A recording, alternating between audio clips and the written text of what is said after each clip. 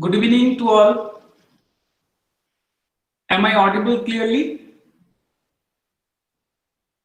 Yes, Maharaj. So it's now 7 o'clock. We can start. Today, all of us have joined to participate in a webinar on the topic Studies in Military History, War, and Social Science Research in Contemporary India. And I'm very glad to introduce you all to the speaker of today's webinar, Sri Manas Datta. Dr. Manas Datta, PhD, Assistant Professor, Department of History, Alia University, Kolkata. He has done his doctoral research on the military history of colonial South Asia, primarily focused on social and organizational aspects of the army. He has received Charles Wallis India Trust Fellowship, Summer Fellowship from the New School for Social Research, New York, Ministry of Defense Doctoral Fellowship, Government of India, ICHR Doctoral Research Fellowship. Currently, he is the coordinator of the two research projects on the First World War and India and Kazi Nazrul and Warfront. He has finished ICSSR major research project on the new social movements in contemporary India. He has published articles in the EPW Indian Historical Review, History and Sociology of South Asia, International Journal of Military History, and Historiography. He is a member of the Post-Colonial Studies Association of the Global South and so far edited two books on varied phases of Indian history. I cordially welcome on behalf of RKMSM to Dr. Manas Datta to deliver his speech. Sir, kindly start. Okay. Am I audible? Yeah. Okay. Firstly, I would like to thank Shami Dibbogunanandaji Maharaj, Principal, Ramkrishna Mission Shikshan Mandir, Shami Vidyamitranando, Vice Principal, Ramkrishna Mission Shiksha Mandir, and of course, Ramkrishna Mission Praktani Association, who has kindly offered me the invitation to deliver my today's talk for you. And of course, I would like to thank at the very outset Rasel Al-Farabi, Dr. Shihoran Chakraborty, and of course my friend Dr. Ajay Ghosh. Uh, as Maharaj just said, today my topic for discussion is how we can do research on military history and its contemporary period and its significance or implication in the social science. So let me just share my screen. Actually, I have some PPT to show. So just a second, I'm just sharing my screen with all of you.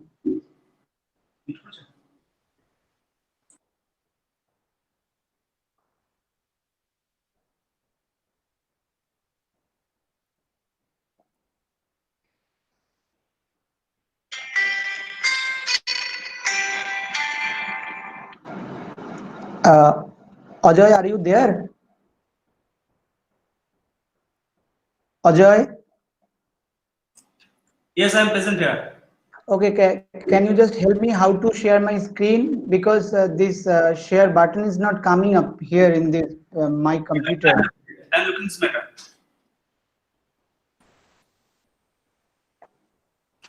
Has my screen shared with you all?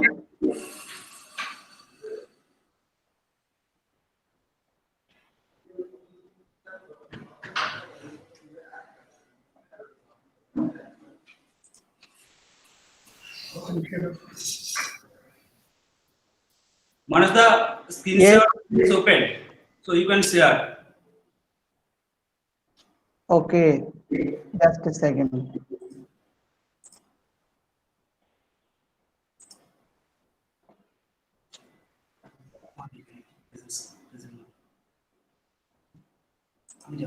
Present now.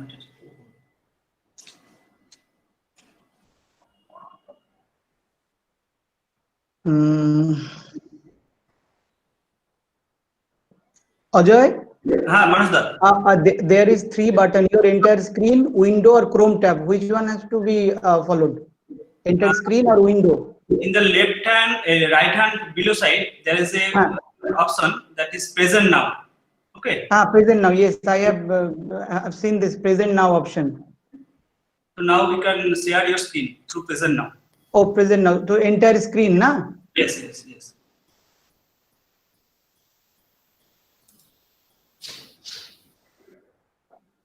Okay, just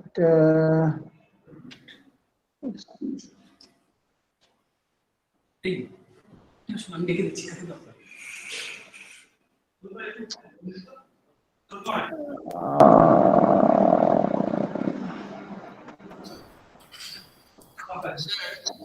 There's a button called present now.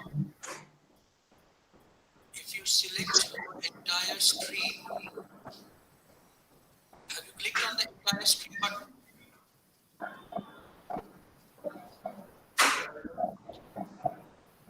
Dr. Datta?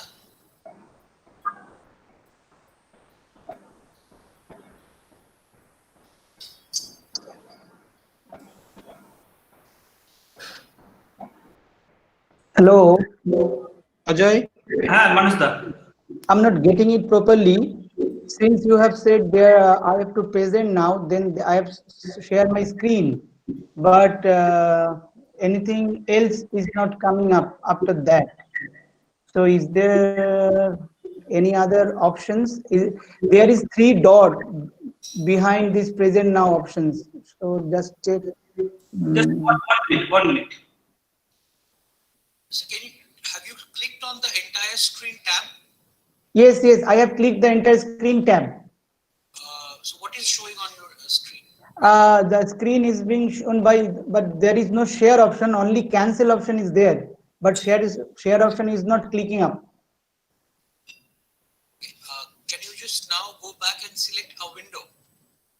Okay, Maharaj. Window, okay.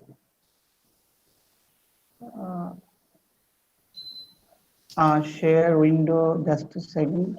Now once you share your window, there will be 3 or 4 options, whichever you want to. Yes, it's showing now. It's showing now. Yeah, and now you go. How do you want to share it, via PPT or something? Okay, yes, PPT. Yeah, now is coming up. Your now, I mean, just maybe I'm getting into that. Yes. So you need to select that PPT window.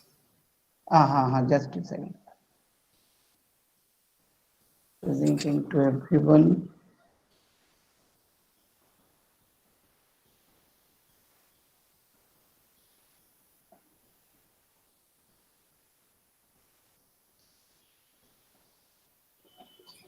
You don't need to stop presenting, sir. Okay, that I know, but this PPT is not coming up. You kindly minimize your window first. Oh, minimize my window, no? Okay, just a second. Okay,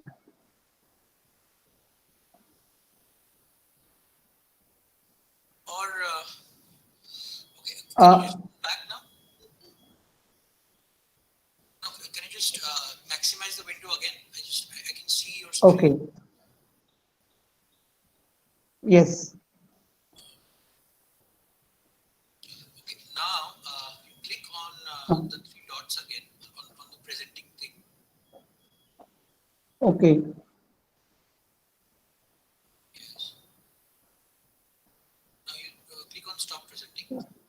Oh, click on stop presenting. Okay.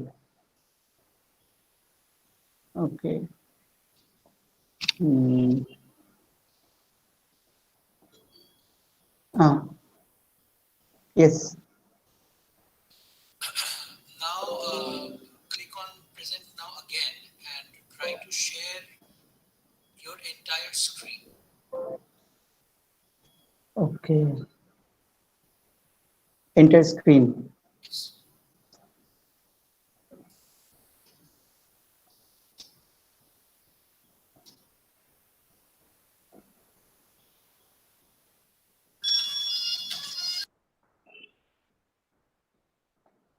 Oh.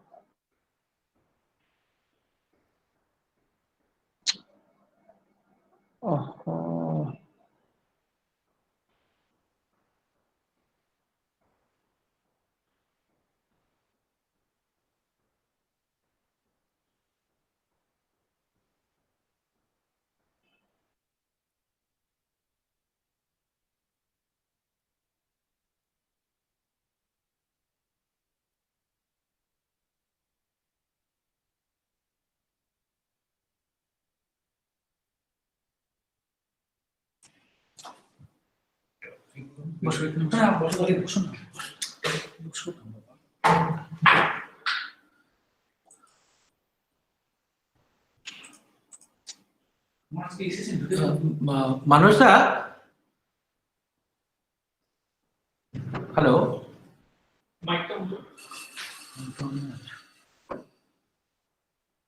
Manoj আপনি screen share করার দরকার নেই, আপনি just directly একটু পড়ে দিন ওখান থেকে। আমরা আপনি একটা কাজ করুন, পিপিটিটা আমাদেরকে মেল করে দিতে পারেন, আমরা এখান থেকে শেয়ার করে দেবো। And you can continue with the speech.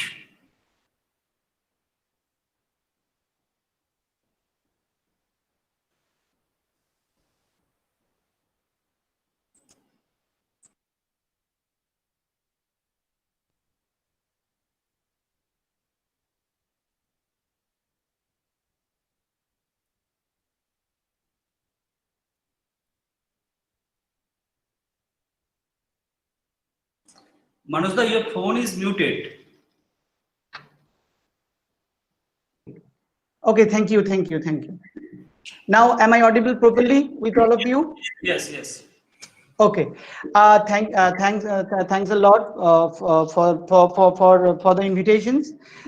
Now, since I'm not been able to share my screen and share my PPT with all of you, let me just briefly discuss the whole issue with all of you. And if any questions or something, suggestions or comments comes up, then we'll take up later. So, this is doing research on military history is a very new thing in India. So this is not a very celebrated or a very popular thing to do at this moment. And we all know that the recent interest on doing research on military history relatively very new in Indian subcontinent, and we are not very familiar with this. So today we're going to take up some sort of the kind of definition, kind of introduction, or kind of broad historical discourses revolving around the military history, and how we can draw a fine thin line with that, and how we can contribute in doing research, and how we can make a fine balance with the social, cultural, and any other political or other historical branches with the research on military history. So this is something which is a part of the social science research at this moment. And we all know that the rise of this kind of military history is relatively new to all of us.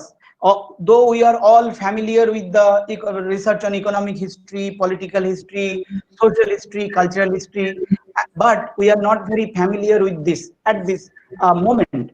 But Manoj da, এক minute আমি একটু interview করছি। PPT আমাকে পাঠিয়ে দাও, আমি share করে নিচ্ছি। পিপিটিটা আচ্ছা আমি সেটা করছি। এক মিনিট লাগবে, পাঠিয়ে দাও, আমি শেয়ার করে নিচ্ছি। হ্যাঁ, জাস্ট a minute. অজয়, তোর মেল আইডিটা আর একবার বল। Ajay, AJOY, just a minute. Ajay AJOY Ghosh GHOSH 86 AJOY yes GHOSH, এবার চলে এসেছে 86, তাই তো? ঠিক আছে, চলে এসেছে। আমি পাঠাচ্ছি, এক্ষুনি পাঠাচ্ছি।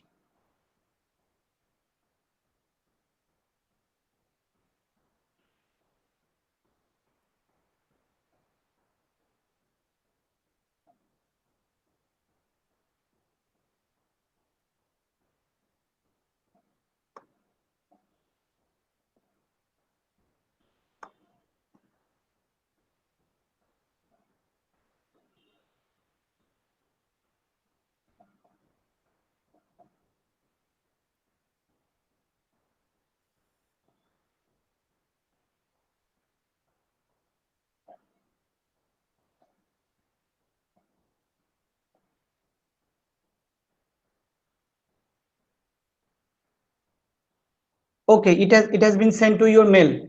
Ajay, it has been sent to your mail. Okay, okay, okay. So we are talking about, so first of all, we would like to introduce the military history and its broad definition to all of you. So how we can define military history, or how we can introduce military history to all of us, or what is our opinion or understanding regarding this. So military history basically something which is associated with war. War and warfare is something which is very necessary in doing research in military history. Not only war, but there are other reasons along with that. The kind of, war and warfare, and there are different strategies, different initiative put up by the generals, and various other, you know, ingredients to make the military history appropriate to all of us. But initially we are not been a very interest, do not show very much interested in this, because we know that while we are talking about military history, we only talk about the history of war and warfare, and brutality of war and devastation of war, all makes us unconscious about the whole thing. But you all know that the concept of military history is something more than that. It is not simply the history of war and warfare, or the history of brutality or devastation, or the finishing of any kind of empire or empirical rule. But this is something which is go beyond to our social and political roots. So that thing has to be understood at the initial level. So while we introduce the term military history, or introduce the concept military history to all of us, we should know that though war, warfare, and various other things associated with these are integral to the military history, but there are something beyond the components of the military history, because military history is something which is not alien from all of us. This is part of our everyday discourse. This is part of our everyday mainstream historical research. This is not something which is not unknown to all of us, but we are not been able to show much interest in this at the initial level. Now situation has changed, and we have been able to understand military history in our own terminologies, and countries, according to different countries, have their different opinion regarding the military and its army and so on. And each and every civilization, they have this kind of opportunity to expand or to explore this. So if we try to see the history, ancient civilization, or the civilization from the earliest period, war and warfare is associated with that. So we simply cannot disassociate ourselves or deny ourselves from the understandings of this in military history. So military history is something which is part of our social history, cultural history, political history, and what not, because it has a wider and widest background to all of us. So this is something through which we can define the military history, and we can also try to define its relation with the other social science subjects. So this has something ideological background, methodological background, and of course some other branches of history which is integral to the wider part of this military history. So military history is not simply a history of strategy, history of defense or disarmament, but it is part of our everyday discourse. And if we go slightly away from this, then broadly we can say that military history has a impact on military institutions, something which is integral part of this military history. And of course diverse interaction with politics, economic, society, nature, and culture. This nature and culture part I will come to later, but these cultural aspects and political aspects are very crucial components while understanding the military history and doing research on military history. So now then we can categorize three sections of people: those who are associated with the military history or its broader aspects. So generally there is a common people like us, those who are reading as much as we can actually, and we read plenty of things, so many things, popular readings, popular discourses, and for that matter, we have an interest to read so many things associated with war and warfare and broadly military history. So there is a popular perception, there is a popular audience which are ready for the military history. And of course, there is an academic audience like me and people who are working on the military history through academic standpoint. Here we must understand that we, those who are doing specializing research or doing research on military history, not primarily the person from the military background. Say for example, I do not have a military experience, I do not have a military expertise, but I have interest in doing research in military history. So these are academic audience. So first of all, we have popular audience, then we have academic audience who are generally interested in doing research on military history. Then we have people wholly mainly specialized for professional military research, those who are directly associated to the military study or to the war and warfare and kind of army background, have an army background. So they do not have a choice but to do research on military history, because they are born to be performed like a soldier, perform like a general, perform like a commander in the army. And that part actually very crucial here, because there are these three sets of people who are in the process of understanding military history in their own terminology, in their own terms. But one must rely on the broader spectrum of this military history so that he or she can realize the significance or importance of the military history in present day context.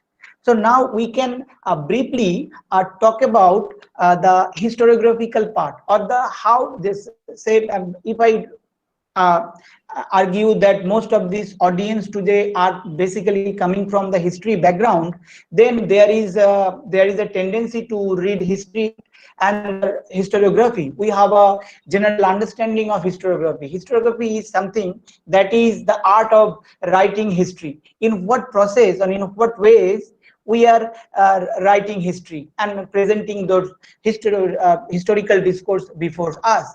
So if we see the historiography behind the military history, then we can see there are long root of long existence of it. It is not simply a very emerging aspect and a very emerging subject at this moment. It is not. The military history or the history of army has a very long historical traditions, and it is a very integral part of the history, mainstream history. Though we generally do not tend to associate military history along with our mainstream history course, but it is integral, one of the integral parts of the history.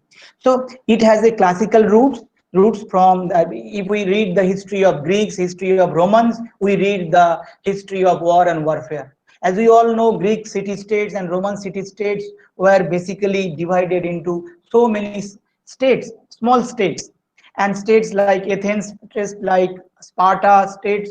So these city-states were constantly fighting each other for making their presence felt among themselves. So the history of humankind is basically the history of warfare. So the history of humankind has just started with the history of war and warfare. Then so we have, after this, the history of the first recorded history written by Herodotus was the histories. This is nothing but a recorded history of the army, war and warfare among different communities, different clan, defined cluster of people to project their supremacy over one another. So this is the history, earliest history of humankind is the, may be defined as the history of war and warfare. Then we have after Greek and Roman, then we have a strong Chinese civilization. Then we ancient Chinese civilization was very famous, and it has a wider connotations of military history. Then we have medieval Europe, and Byzantine was one of them. Then we have the spread of Islam and Islamic rule, and Islam was trying to expand its territorial subjugation up to Spain, up to Portugal, and the widest part. And of course, we have again in the medieval period China. And all these states, all these countries tried to expand their empire, tried to expand their territory with the help of this army and the different or strategic warfare through which they could trying to penetrate into others' boundary. So trying to penetrate into others' boundary by means of war and warfare is part and parcel of the history, and of course the history of international relations. So history of international relations largely depend on the history of war and warfare. And then of course we have, coming from Renaissance to Enlightenment. Renaissance to Enlightenment, we see this transformation from Renaissance to Enlightenment. We have the strong part, the military revolution or the price revolution. So we have this kind of approaches, we have this kind of topic which we covered in our history courses, that how this military revolution actually simply revolutionized the whole universe into its own terms. Then we have the expansion of military history little bit early 19th and 20th century. And 19th century was supposed to be one of the century through which we can see the rapid and significant changes of war and warfare. And in that case, we can talk about French Revolution. French Revolution and the war as propagated by Napoleon. 1789 to 1815 marks the beginning of the new age in terms of military history. Because as we all know, those who have come from the history background, that always we tend to say in the class or in the history book that French Revolution proved to be significant in the world history. It simply changed the course of the world history and dynamics, because the idea of freedom of expression, idea of fraternity, idea of equality, has all these concepts been come up with the coming of this French Revolution.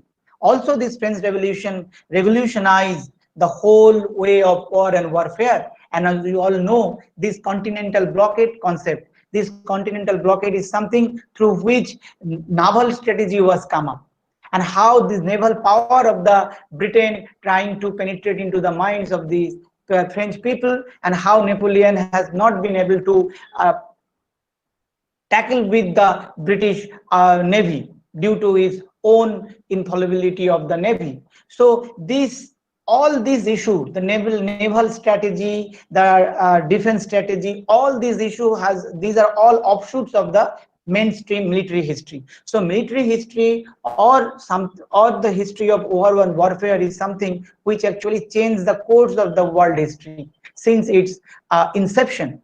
So later we have a military history. We have differentiated like 1800 to 1918, end of the First World War, as we all know, Great War or the First World War. So this one century and the 100 years has been changed due to the presence of the various army. We have Prussian army, we have Austrian army, we have Italian army. So this whole Europe was in fighting with other to prove its worth. So this whole 19th century and first half of the 20th century is full of war and warfare, and the rule of empire was just started with this. And for that, this Karl von Clausewitz is very famous here. His Art of War concept, or the book Art of War, is a simple tiny book, but it has changed the course of the military history all over the world. He was a Prussian officer. He fought against the Napoleonic rule. Also his fellow colleague, a Swiss soldier,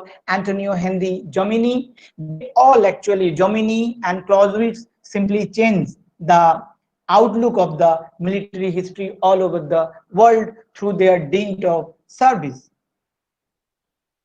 Now we have people like Alfred Thayer Mahan and Julian Corbett. They also give emphasis on the military history as part of the naval strategy, because they think that naval strategy or naval warfare proved to be significant while trying to expand its territory and trying to broaden their empire and the flags of empire.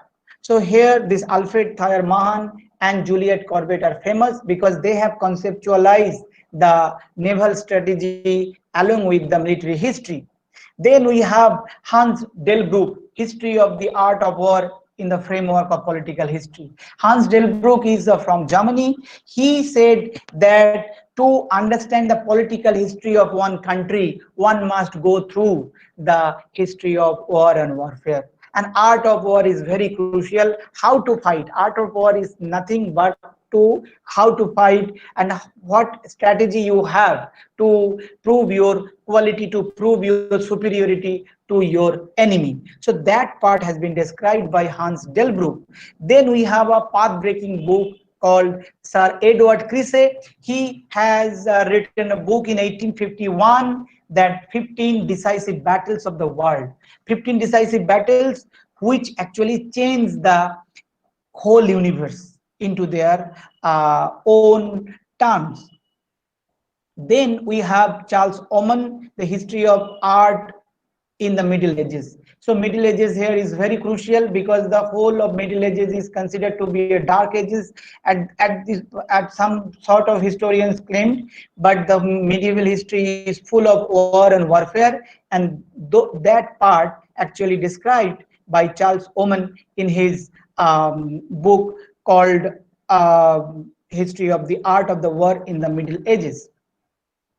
So there is something that we must understand at this moment, because this process has been continued up to 1980s or 1970s. Then we have a rise of new military history. So we are talking about military history. That military history is primarily history of war and warfare, drums and drums, and there are fighting, there are institutions. These basic elements are there in the military history. But those who argued in favor of the new military history since 1970s or 80s, they have something other, something more to offer to understand the orbit of the military history. That is why this has been categorized as new military history. What is new in the in a military history? Because the newness is something that they are saying that one cannot explain, one cannot see military history through its own traditional methodology, but one has to go beyond that. There is war and society approach, there is approach from the sociological background, there is approach from the anthropological background, there is a gender question, so much and so cultural issue. These potent issues has to be come up to understand the various means of military history. And while we should be able to understand and collate and collaborate all these issues in understanding the military history, then it could be categorized as new military history. So this is something which is generally termed as a sociological aspect of the army. So how far army is part of the society? Is it detached from the society? Is it alien from all of us? Is it something which is not known to the society, people of the society? No, it is very much part of the society, and it has been part and parcel of the society since the inception of the human civilization. So that is why this new military history coinage has been termed up. But several historians, military historians, those who are expert in military history, they said that this is a misnomer. Misnomer because this is something misleading. One can be misled by these sheer ideas of all those things. But one must take note of that while discussing the military history, we are discussing the history of the people, history of the soldiers, history of the sepoys, those who are fighting on behalf of us, those who are keeping our society safe, those who are trying to expand our state and statecraft and the border boundary of the state. So these people is not alien to all of us. These people is part of our everyday life. There might be our fathers, there might be our brothers, there might be our seniors or acquaintance. So this history has to be brought into surface so that we can take military history seriously and trying to project the newness of the military history, because this is more appropriate, more approachable, more acceptable to all of us, that you can somehow associate yourself with the broader thematics of the military history. So that is why people like John Keegan, people like Geoffrey Parker, people like Hans Delbruck, they have all talking about the newness of the military history. That is why they said something which was not presented till date. They have been trying to say or trying to identify issues which may be described while talking about the military history. So those who are doing research on military history as a part of the larger social science research, they have to take note of all these aspects, because this is very crucial in 21st century. Now this Geoffrey Parker, he has famously written a book called The Military Revolution, Military Innovation and the Rise of the West. West means the Western countries, 1500 to 1800. And Michael Roberts first propagated the idea military revolution in 1955. Then Geoffrey Parker take up the issue in 1976. He first wrote an article on 1976 on the military revolution thesis, RMT, and then he wrote a book on this, the military revolution, military innovation, and the rise of the West. How the Western dominion, how the Western civilization come to be prominence with the help of this military revolution, and of course different strategies of military revolution. So to him, for Parker, military revolution was one of the pivotal points while discussing the rise of the West. Now we can talk about some conceptual framework, how to conceptualize the military history while doing research on military history, since this is something lecture specially meant for the research and early research careerist. So how to conceptualize the framework of military research, because military history is practiced essentially by historians with a wider range of philosophical and methodological perspective. These are very crucial for research. Then philosophical understanding and of course the methodological perspectives the student has while dealing with his or her research. So here the idea of causation, we all know, those who have come from philosophy background, we all know that the idea of causation. Then we have military minds, then emotions and epistemology. Epistemology is also the path of acquiring knowledge. So epistemology, causation, these are part of the philosophical discourses, but this is also very significant for our research in military history or a simple social science research. These are very crucial points in social science research. So causation, military minds and emotions and epistemology are few points that has to be taken into consideration while doing research on military history. So that these 3 points has been wonderfully covered in Yuval Harari in his thought-provoking book called Ultimate Experience, Battlefield Revelations, and the Making of the Modern War Culture. So he has termed this modern war culture, work culture. This culture, this is very much part of the cultural ethos. So war issue has been part of our part and parcel of our cultural aspect as well, because culture is not disassociated with the war. Then we have something more to say in this juncture. Then we have military art and practice. Then we have levels of military actions and analysis. Then we have concept relating to the art of war and concept the practice of war, art of war and the practice of war. And of course, role of, just now I said, anthropology, archaeology, political science, sociology, psychology, and economics. These are part of the larger discourses of the military history paradigm, and these will definitely help us understanding various discourses which are relating to the great military history analysis.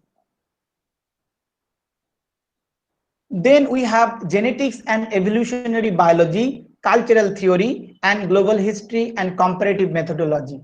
Why these issues are important? Because genetical knowledge and knowledge of evolutionary biology, and of course the cultural theory, cultural superior theory, as you all know, Orientalism, the concept of Orientalism, as we all know, the West is always so superior compared to the Orient, compared to the East. This is the common perception put forwarded by the British anthropologists, British historians, but it was later debated over by the Edward Said's famous book, The Orientalism, in 1989.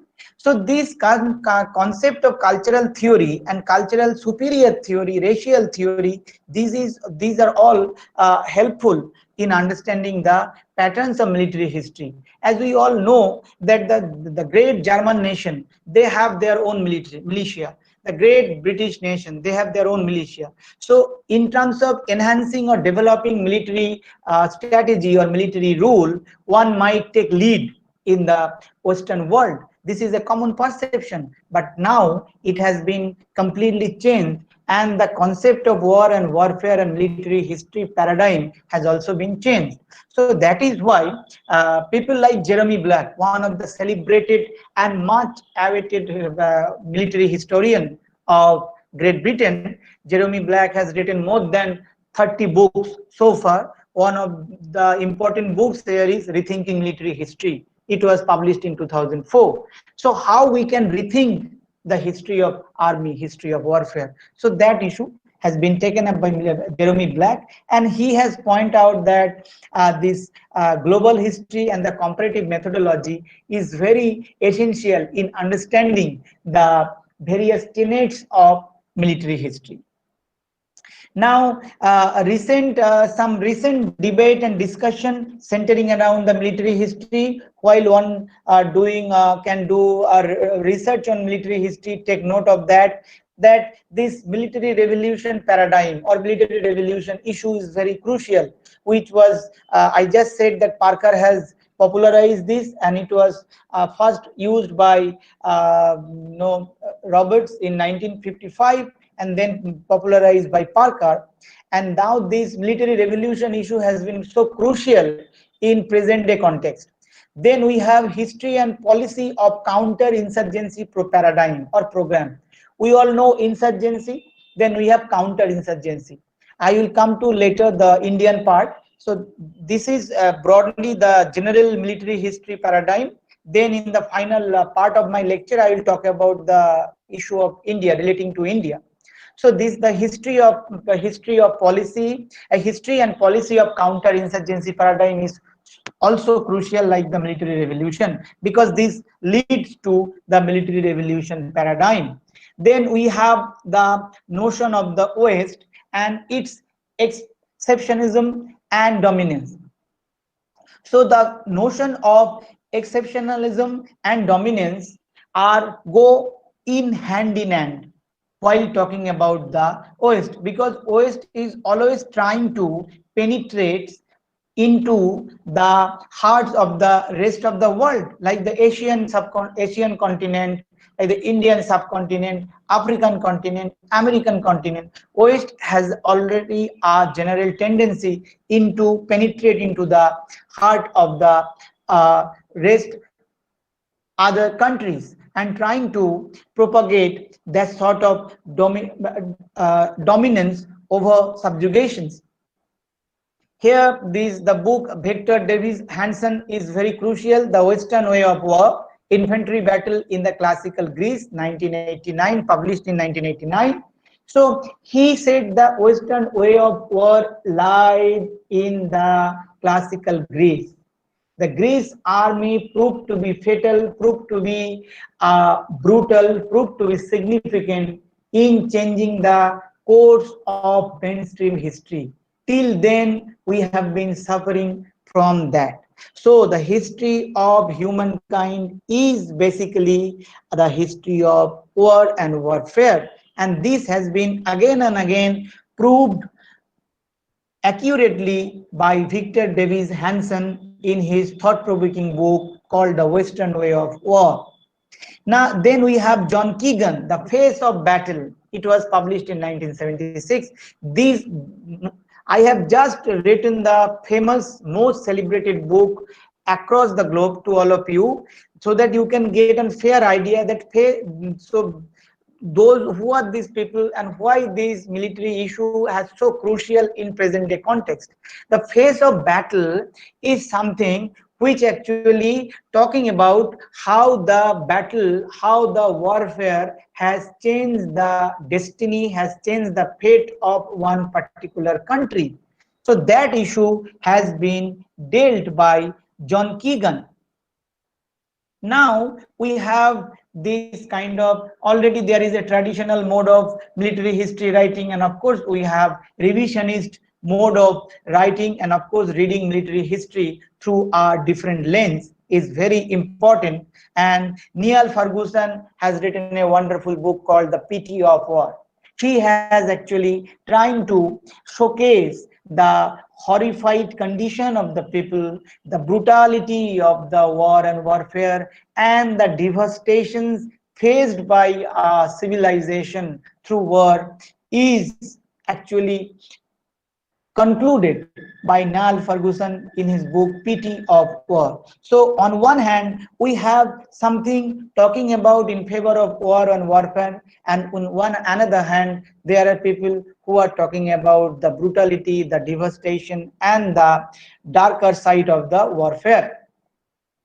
Now, if somebody wants to do a sort of conduct research in military history, so primarily he has to go these flagship institutions and some sort of other propositions, so that he or she can get initial ideas in doing research in military history. First of all, it was in 1933 when this Society for Military History was set up by a branch of civil and military bureaucrats of US. So America was first initiated the process in 1933. Until then it is going on. I have just mentioned the website over there, so those who are interested can go and check the website as well. They publish Journal of Military History annually, and every year they conduct annual meeting to allocate more than 1,000 people who are doing or presenting research, presenting paper on military, different aspects of military history. This year it will going to be happened in Ohio State University 2021. 2020 has not been possible because of this pandemic, but next year it is going to be happened in Ohio State University. Then we have International Commission on Military History, and it also promotes the various research methodology and various other researches associated with the military history. So it has a center in Geneva, Switzerland. Then we have Society of Ancient Military Historians. Then we have DRE Military, the Society for Medieval Military History. It also published its journal called the Journal of Medieval Military History. It has also established in 1937 in US. Then we have Journal of the Society for Army Historical Research, Great Britain. Then we have War in History, Military History Quarterly, Naval War College Review, and Military Review.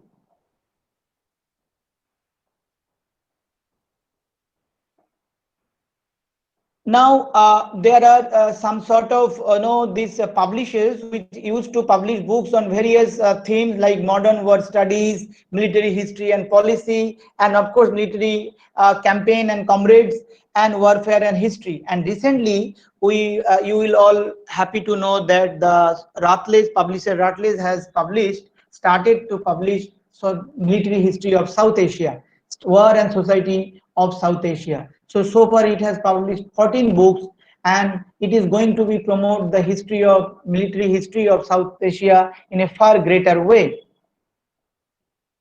So now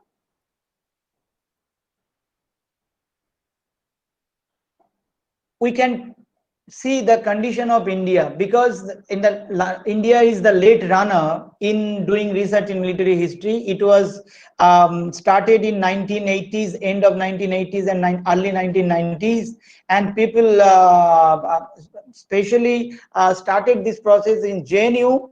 And before that, we have certain research institute which actually promotes military history in our country, like Manohar Parrikar Institute for Defense Studies and Analysis, IDSA, which was earlier known as IDSA. Now it has been Manohar Parrikar, the ex-defense minister of our country. They published two journals, Strategic Analyst and Journal of Defense Studies. Then we have Indian Council of World Affairs. Then we have the United Service Institutions of India. Then we have Center for Land Warfare Studies. And then we have a private institution called Observer Research Foundation. It is guided and maintained by the Reliance Group. They occasionally publish articles, monograph on strategic studies, defense and security studies. Now we have universities like JNU, Jawaharlal Nehru University. We have universities like Madras University. We have Pune University, and we have Amity University. Those are actually offering different courses on military history. Both MA and doctoral research is being conducted in these universities. Those who are interested can go and check. And mostly defense and strategic studies. The department name of the department is Defense and Strategic Studies. Now, some key military historians of our country at this moment. So initially it was started by none other than the doyen of Indian history. We regarded him as a Sir Jadunath Sarkar, Military History of India. It was published way back in 1960. Then we have Omiya Bharat, the Bengal Native Infantry, its organization and discipline. Then we have Parthasarathi Gupta and Anirudh Deshpande. And of course, we have people like Kaushik Roy. He is from Jadavpur University at this moment. He did his PhD from Jawaharlal Nehru University in 2000 under the guidance of Sir Indivar Kamtekar. And he has, you would be surprised to know, he has written more than 25 books so far, both edited and single authored. And there is a military historian called Peter Stanley, who is from Australia. He is just ahead of him. So I have just mentioned few books: India's Historic Battles, Warfare in Pre-British India, Military Manpower, Armies and Warfare in South Asia, and few others. Actually, books written by Kaushik Roy. He has simply revolutionized the whole concept of military history in South Asia or in India, and currently doing research, extensive research on the First World War and Second World War, and the contribution put forwarded by the Indian Army in it, because he is truly a global figure in terms of military history at this moment, and is a much celebrated author at this moment. So now I'm just at the end, that how we can try to project a roadmap for our future perspective. Though as a historian, we cannot offer any future projections, because a historian does not been able to see the future, but we can project something that can have some implication, faraway consequences in coming day. So as we all know, that the global history has changed, the global environment has changed, the politics has changed, everything is changing, every bit of moment is changing. So with this changing environment, the attitude towards military history is also undergo change, and rise of the new cultural studies has also contributed squarely to identify military history in its own terms, and part of the gender discourse, part of the feminist aspect, part of the other aspects has been part of the integral of part of this military history, and they actually trying to project something which is readily available in the net. You all can go and search, because most of these writings and most of these issues are being available before us, and through this we can say that it is of course in the safe hand, and India in the coming years, India in future trying to project its supremacy in the South Asian territory, and of course beyond that, because India is trying to build its own military strategy, military defense mode, and to cope up with the Western countries. And as we all know, finally I can say that the history of the Ramayanas and Mahabharatas, the two epic literature we have, this is something mainly meant for the history of war and warfare. So war and that strategy and these kind of things are there in our blood, and we have to explore the sociological aspects, the psychological aspects, the cultural aspects of military, so that it can be more acceptable to common people and to across globe, that it is not simply a history of warfare, brutality and murder and death and killings of your enemy, but it has something more to say, something more to say about the people, about the community, about the society. So with that, I am concluding, and finally I'm thankful to all of you for patiently listening to my talk. Thank you. Hello. Hello. Hello. Yes, Sir. ma'am. Hello. Hello, Maharaj. Sir, I have a question, sir. Yes, yes.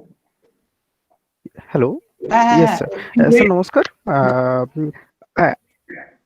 আমার কোশ্চেনটা হচ্ছে sir, what about the Indian provisional government Azad Fauj, which was created in 1943 by Subhash Chandra Bose, Netaji Subhash Chandra Bose, and what is the history of it, and why this is the missing Azad Hind Fauj, history of Azad Hind Fauj is missing in our academic career and research area also. Why this is missing?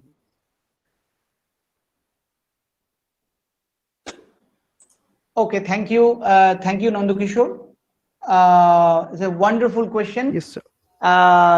Yes, you are partly right that And sir, and sir, why the R.C. Majumdar is not a military historian, but who first projected the history of Azad Hind Fauj in history book, which was desperately rejected by the Jawaharlal Nehru.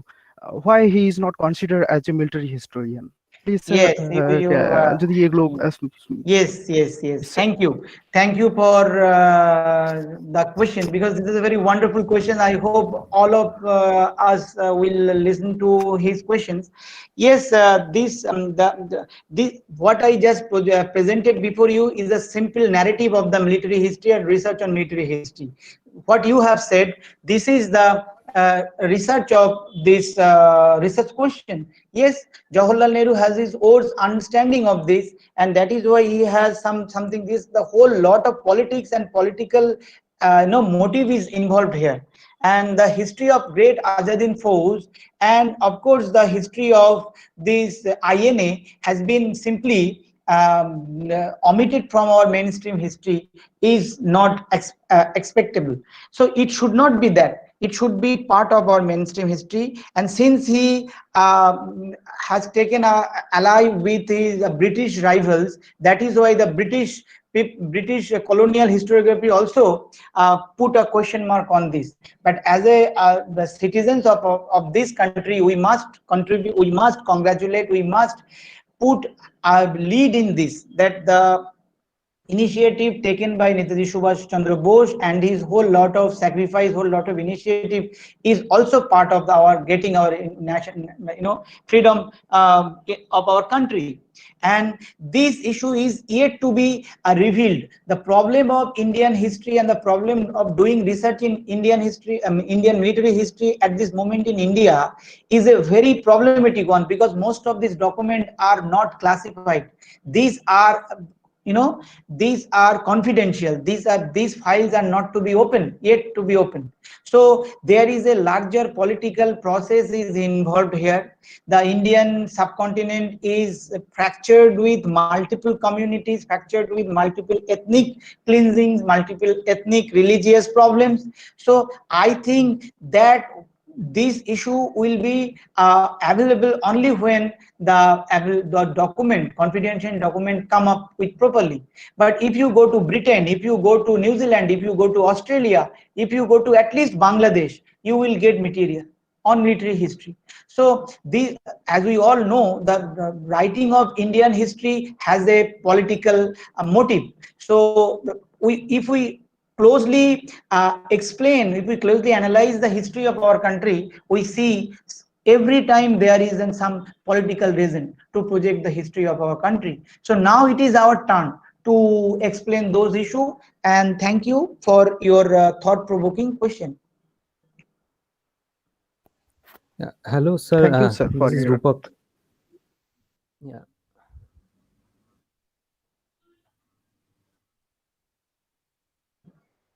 Hello.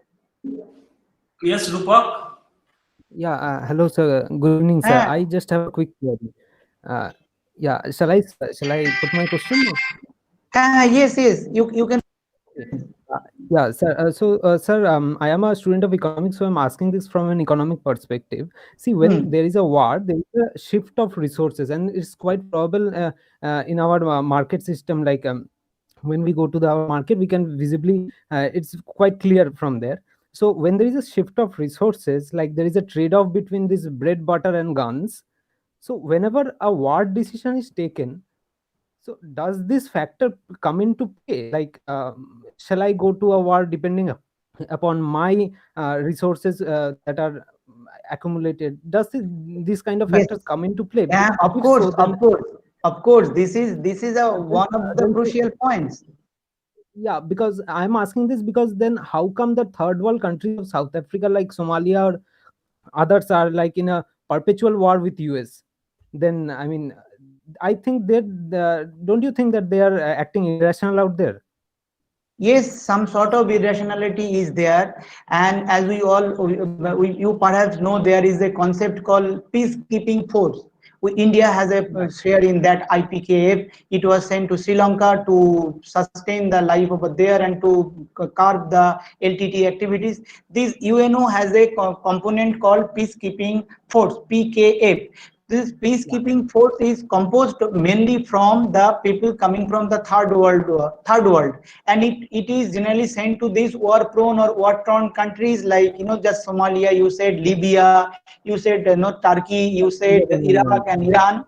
So that kind of the double game of the West is involved here. On one hand, they are giving us the monetary help, and in one other hand, they are actually trying to penetrate us to go for war. And the whole lot of economic issue which you have just mentioned wonderfully, yes, of course, the economic issue is very crucial, and without having proper resource and any other things, you cannot wage war, you cannot organize war, you cannot deploy your army. So if we see the great Napoleon, he also surrendered to the Russian because of the want of food and resources. So this is again and again happened worldwide, that without having proper food, proper resources, one cannot move beyond. But despite having this, the entire, even it is a difficult for India to go, but India is jumping in that, Pakistan, whole lot of South Asian country. And you must be surprised to know that the whole lot of South Asia is a hub of war-torn situation at this moment. So the whole West, and especially America, US, and one hand, and China in another hand, they are trying to put their hold in the great South Asian countries. And of course, the Indian Ocean proved to be a very significant in here, this whole issue. So while India is considering all those things, it is basically difficult for India to be keep mum. So he or it has to be part of this war process. And now it has completely changed. The course of his military history on the course of war and warfare has changed, and India is trying to be part of that changing dynamics of war. But I don't know how long we will sustain, because there are some internal issues at this moment for the last 10-20 years going on in India that cannot be solved at this moment. So how can we go and participate in externally without solving the internal issues? Yeah. Okay. Okay. Thank you, sir. Yes. Okay, one more question from Shobik, and after that we close. Yes, sir. I have one question.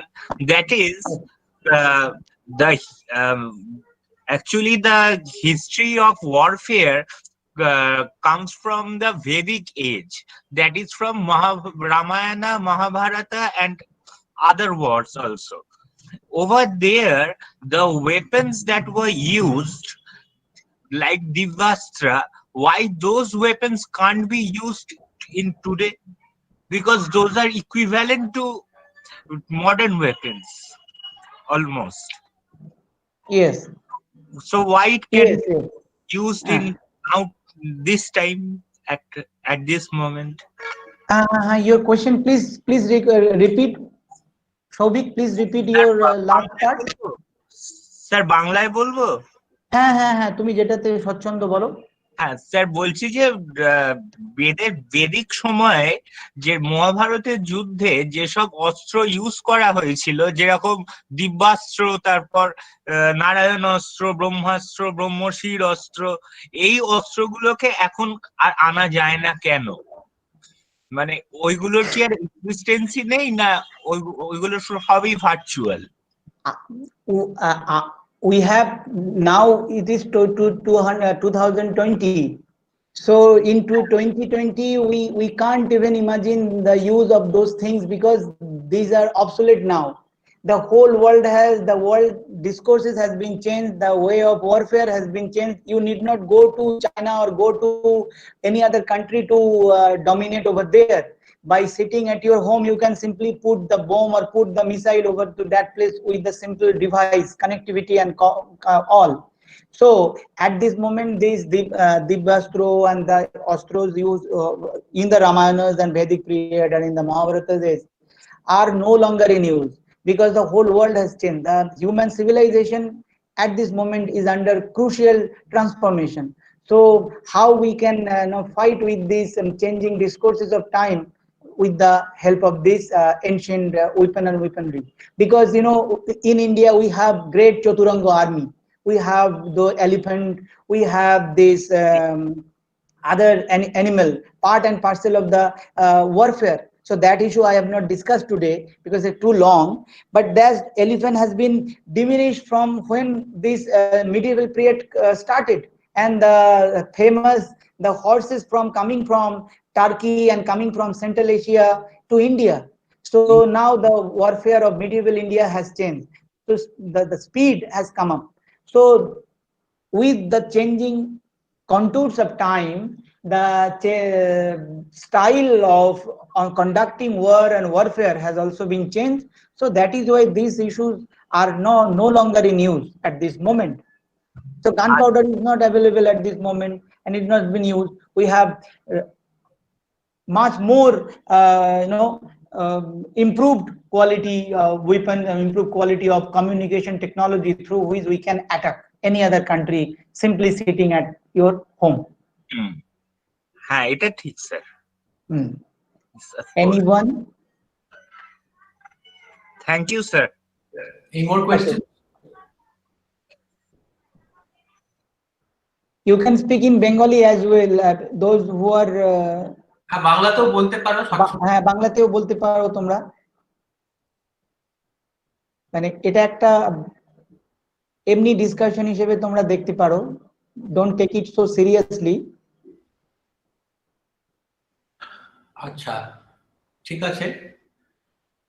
তাহলে before we go to the vote of thanks, let me just make one or two announcements. The first of all is that the PPT that has been shared by Dr. Manoj Dutta will be shared with all of you if you want. Secondly, the certificates which would be issued to the registered participants would be sent within 48 hours of finishing this session, concluding this session. And we also have a very nice and a very pleasant announcement to make to all of you. We have amongst us Swami Vidyamritanandaji Maharaj, who just gave the introductory speech, who has been recently appointed as the vice principal of the college. You know that the post was empty till now. So we all welcome Maharaj wholeheartedly, and we all offer our sincere respects to Maharaj. On behalf of Ramakrishna Mission Shikshana Mandira and Praktani Association, I would like to offer my heartfelt pranams and thanks to the most respected Principal Maharaj, Swami Divyagunanandaji, for his opportunity that he has extended to us to organize these kind of lectures. So you all must be knowing that this is lecture number 2 in the series of lectures that would be held every month. So you will get, if you have already liked our Facebook page, or if you're a student, you will know that you will get the next notification for the next program through our Facebook and other channels on social media. On behalf of the entire institute as well as Praktani Association, we thank Dr. Manoj Dutta, Assistant Professor, Department of History, Alia University, Kolkata. Manoj, thank you very much from the bottom of my heart. Thank you. I also want to express my heartfelt gratitude to all of you present here, and especially the Praktanis who are present here as well. With this, I conclude this program. We'll see you again in the next lecture session. Thank you. Jai Ram. Thank you. Jai Ram Krishna. Thank you to all of you.